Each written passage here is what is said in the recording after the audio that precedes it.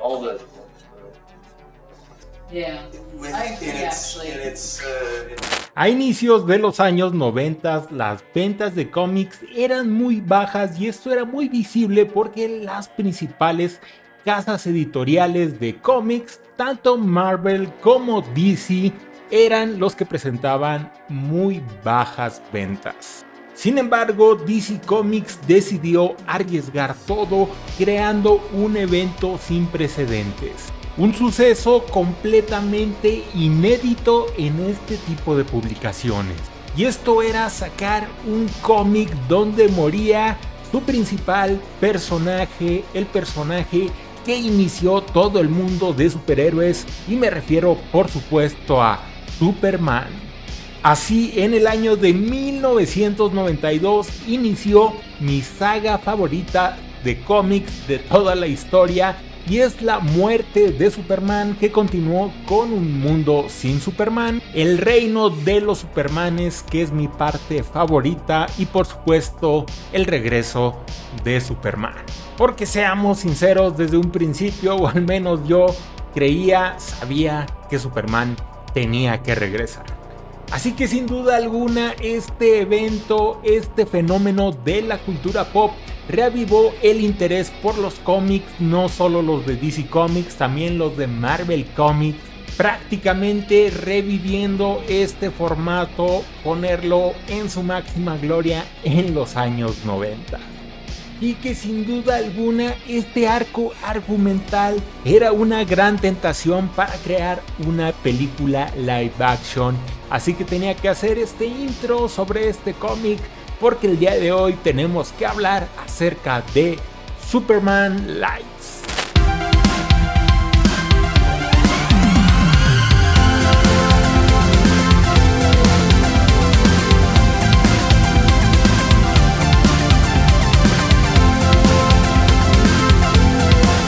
Hey, ya le diste triangulito play, bienvenido a Chrono Hiki, un canal sobre cultura pop o sobre cualquier tema por el que tenga hype. Yo, Chrono Hiki.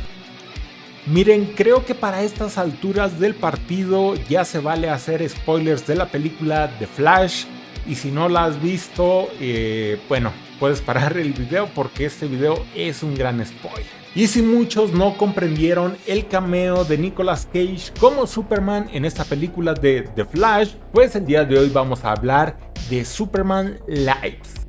Un proyecto muy ambicioso de Superman que nunca se llegó a realizar y que quedó tan solo en la preproducción. A mediados de los años 90, el director de cine y guionista Kevin Smith tomó mucha relevancia por crear su película Clerks, una película completamente amateur que retrataba muy bien a la generación X, una comedia con tintes dramáticos filmada completamente en blanco y negro. Llegó a estar en el Festival de Cine de Cannes y fue todo un suceso en esa década. Así que tras esta gran relevancia que tuvo Kevin Smith en el medio cinematográfico, Warner Brothers lo convocó para mostrarle algunos proyectos que tenían en mente, tal vez esto como una forma de supervisión, como que les diera una opinión. Y dentro de varios proyectos que se le mostró al director, había un guión de Superman que le llamó bastante la atención. Un guión que era muy soso, una historia que parecía más una continuación de las películas del Superman de Christopher Reeve, y que poco tenían que ver con la desenfadada década de los años 90. Así que Kevin Smith se propuso para hacer un nuevo guión sobre Superman, que estaría inspirado en el cómic de la muerte de Superman, y este sería el inicio del proyecto Superman Live.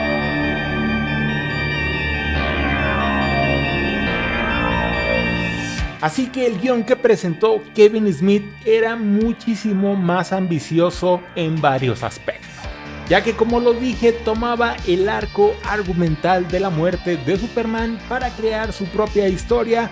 Por lo tanto, incluía a personajes obvios como Doomsday, el Erradicador, Cyborg, Estos dos últimos que formaban parte del cómic El Reino de los Supermanes, y también se incluiría a los villanos Brainiac y Lex Luthor.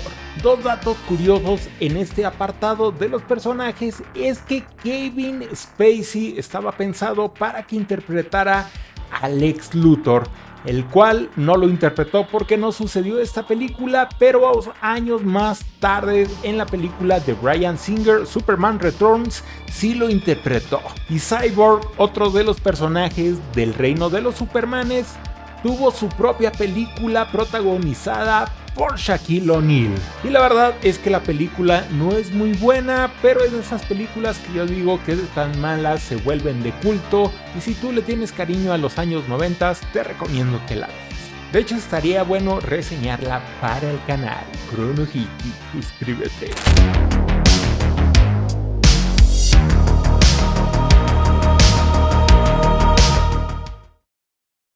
Uno de los primeros grandes tropiezos de este proyecto fue Jon Peters, un productor que ya había producido las películas de Batman, películas como Tango y Cash, un productor de cine que empezó como peluquero, que fue novio o esposo de Barbara Streisand.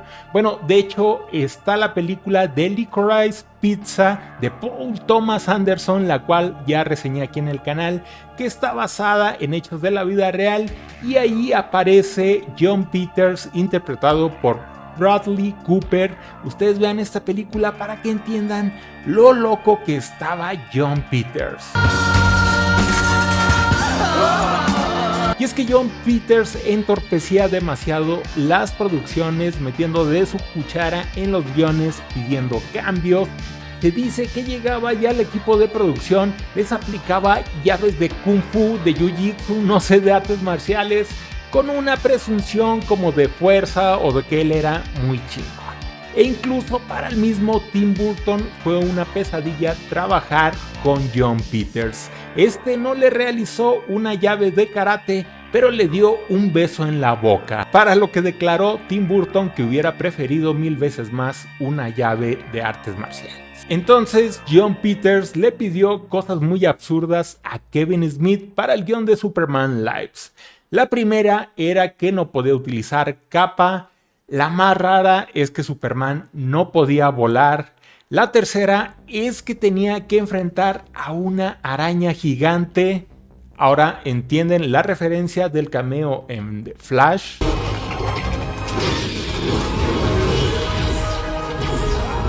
E incluso hay una película animada de Bruce Timm de la muerte de Superman, y también hay esta referencia de Superman y la araña.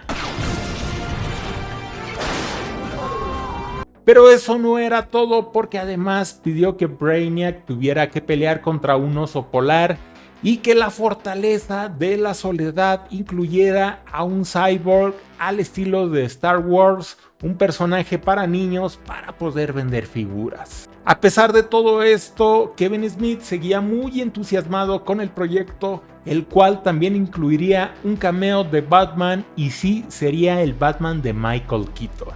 Y como dato curioso, Jon Peters al fin pudo meter su araña gigante en la película de The Wild Wild West. Y el mayor tropiezo en esta producción para Kevin Smith no fue Jon Peters, sino que fue el mismísimo Tim Burton. Ya que cuando se le contrató para dirigir el proyecto, este pidió que se desechara por completo el guión de Kevin Smith, y él contrató, o mejor dicho, pidió que contrataran a su propio guionista para reescribir por completo esta adaptación de la muerte de Superman. La primera vez que yo conocí de esta historia ha de haber sido como por allá del año del 2008, una conferencia completa de Kevin Smith donde platica detalle a detalle todo esto, así que te la recomiendo para que la busques. Y hace no mucho tiempo se dieron a conocer tanto bocetos como videos del mismo Nicolas Cage, porque sí, la producción quería a Nicolas Cage como Superman. Esto puede sonar raro, pero recordemos que también en Batman de Tim Burton al principio no se quería a Michael Keaton como Batman porque su perfil físico no daba con las cualidades del personaje, y yo creo que se iba a repetir un poco la historia, esto de que no se aceptaba a Nicolas Cage, pero a lo mejor hubiera hecho un buen trabajo. Bueno, regresando a lo que estaba platicando, es que no hace mucho tiempo se dieron a conocer bocetos de los trajes de Superman, de las criaturas como Doomsday, Brainiac, escenarios que se utilizarían e incluso los trajes de Superman, porque sí eran varios trajes. Un traje, el normal, el clásico, un traje que iba a ser una forma en la que iba a revivir Superman, un traje luminoso, un traje demasiado excéntrico, pero cool para la época. Y sí, también el mítico traje negro cuando revive Superman de los cómics iba a estar en esta película. Pero otro gran tropiezo, y yo le doy con esto de los tropiezos, pero es que el guión todavía no estaba bien definido cuando incluso ya se tenía el vestuario, ya se tenía los bocetos, ya se tenían varias cosas adelantadas, pero no la parte medular del proyecto que era el guión. Ya todo esto se le juntó que Warner Brothers tuvo una racha de fracasos en taquilla, incluyendo la película de superhéroes de 1997, Batman y Robin, por lo que ya no parecía viable hacer otra película de superhéroes, terminando en la cancelación completa de este proyecto, que iba a ser muy ambicioso, que iba a ser muy costoso, pero que sin duda alguna hubiera sido una gran película. Y es que estoy seguro que un Superman de Tim Burton hubiera sido muy diferente, hubiera tenido su visión, al menos estética, muy definida a su estilo y se diferenciaría mucho de los cómics. Y yo creo que sería una obra de culto como el día de hoy lo es Batman del año de 1989 y Batman Returns de 1992. Así que después de esta leyenda, de este proyecto que no se realizó, pues se hizo este cameo especial en la película de Flash con Nicolas Cage como Superman. Cuéntame, déjame en los comentarios si tú ya conocías este proyecto.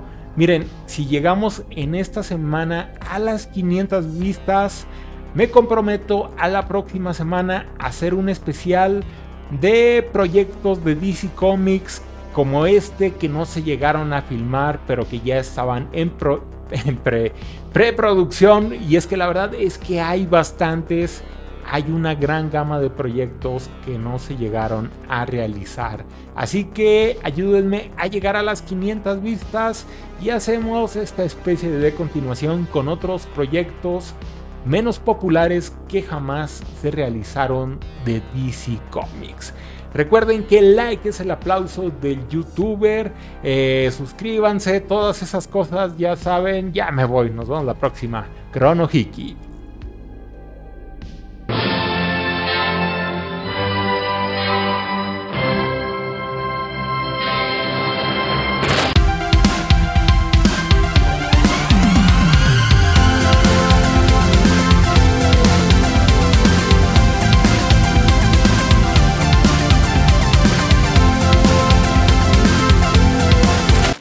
To make the movie. It's still interesting to people.